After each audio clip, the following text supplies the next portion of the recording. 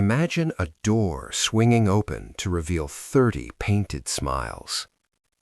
Late in 2011, in the Russian city of Nizhny Novgorod, investigators followed a trail of vandalized graves to the unassuming flat of a respected local historian. The air in the hallway was thick with the scent of chemicals and old paper. A key turned, the lock clicked, and the door opened onto a scene of quiet domestic horror. Inside, nearly 30 life-sized figures were arranged as if in conversation. They lounged on sofas and chairs, dressed in bright, almost childlike clothing. Their faces were painted smooth and doll-like, their hands stiff inside white gloves, their heads tilted as if listening to a secret. But they were not dolls.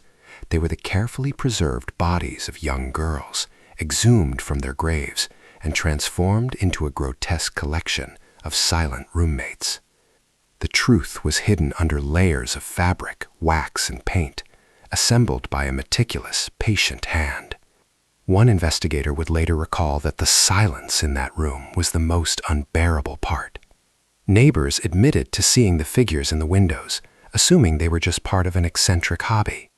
His own family had sat among them, never questioning why a gloved hand never moved, or why a face never changed its expression. How does a man turn his home into a private mausoleum in plain sight? The story is a chilling reminder of how easily we overlook the darkness that hides behind a respectable facade.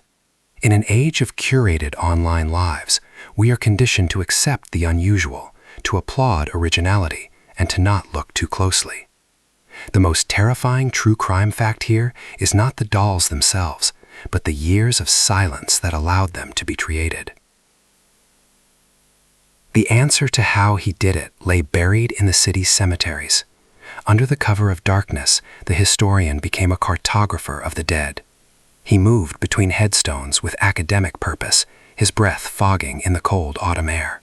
He wasn't frantic, he was methodical.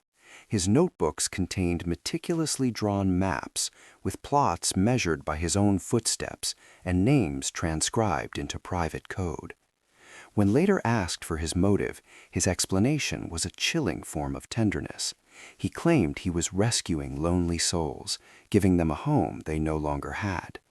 He would bring them back to his apartment and attempt to halt decay with a crude mixture of salt and baking soda before dressing them for their new life. His journals became a concordance of loss. Investigators painstakingly matched his records to desecrated graves, forcing them to knock on doors and deliver news that reopened healed wounds. For dozens of families, a new wave of grief began as the remains were returned for a second burial. The court ultimately deemed him mentally unfit for prison, sentencing him to compulsory psychiatric care. Outside of Russia, the story barely made a ripple. The case is a disturbing lesson in how easily expertise can become a mask for the unthinkable, and how authority can be mistaken for safety. The creepiest fact is not what he did, but how long he did it, hidden behind an ordinary door. In that quiet apartment, a scholar had redefined the meaning of company, and for years an entire city simply looked the other way.